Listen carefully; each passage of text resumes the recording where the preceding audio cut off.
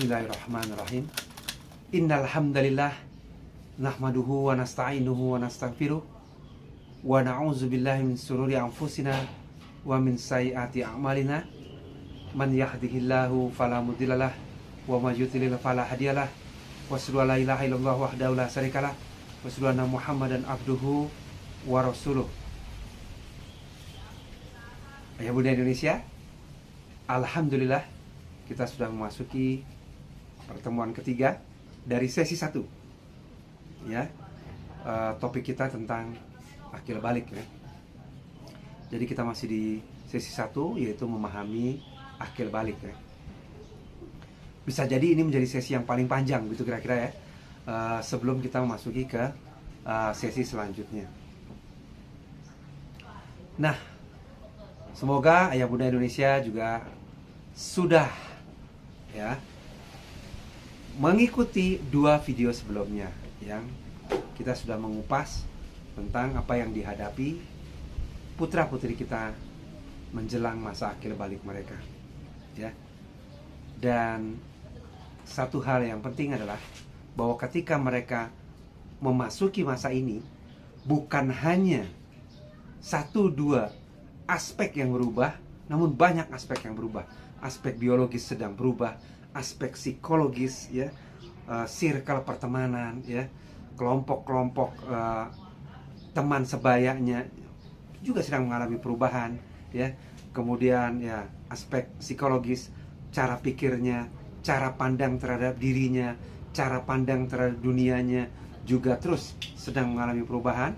Dan pada saat yang sama sang anak menghadapi momentum di mana statusnya di hadapan Allah Subhanahu wa taala akan berubah, tidak lagi dianggap sebagai anak-anak yang dianggap belum bisa membedakan ya.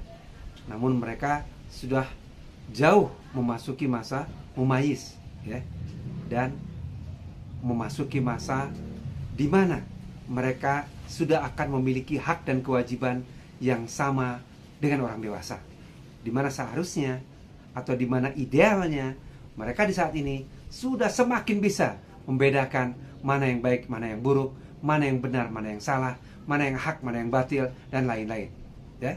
Karena itu tidak terjadi tiba-tiba, maka diperlukan persiapan yang matang gitu kira-kira. Dan ini bukan hanya tugas orang tua ya, walaupun tentu saja orang tua adalah yang paling penting memegang peranan ini atau membersamai masa-masa ini. Namun demikian sulit kalau hanya orang tua saja ya.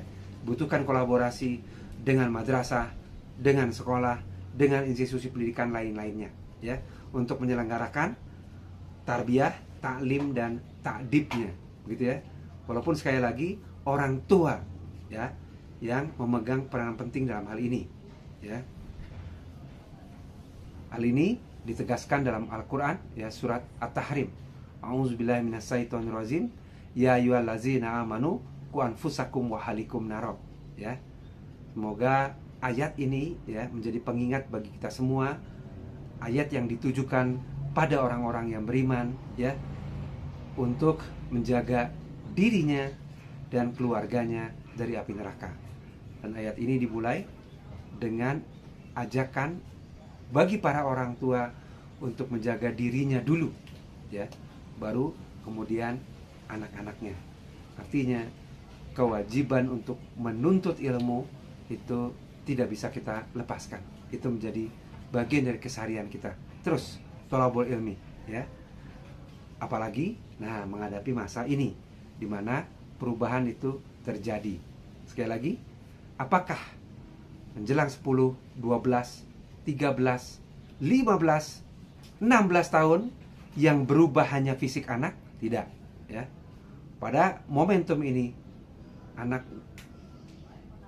merasakan atau mengalami perubahan cara berpikir, perubahan emosi, perubahan identitas ya.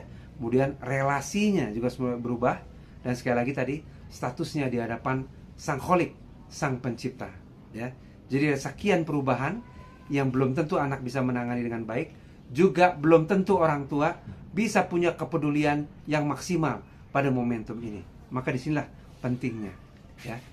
Baik, jadi setelah sesi ini merupakan sesi yang panjang, dan kita akan kunci dulu di sesi ini, karena di sesi selanjutnya kita akan mengupas 4 perspektif teoritis dari Hollock, Erikson, Freud, dan Piaget, para tokoh-tokoh psikologi yang sudah bekerja keras untuk mengobservasi, ya, mengobservasi apa yang terjadi pada tahapan-tahapan perkembangan, ya. Artinya ketika anak mulai lahir, kemudian jadi bayi, jadi anak-anak, ya, dan seterusnya, apa yang terjadi pada mereka. Nah, gitu ya. Khususnya secara psikologis, ya. Selalu ini akan menjadi bahasan yang menarik di pertemuan selanjutnya. Demikian, terima kasih. Wassalamualaikum warahmatullahi wabarakatuh. Terima kasih.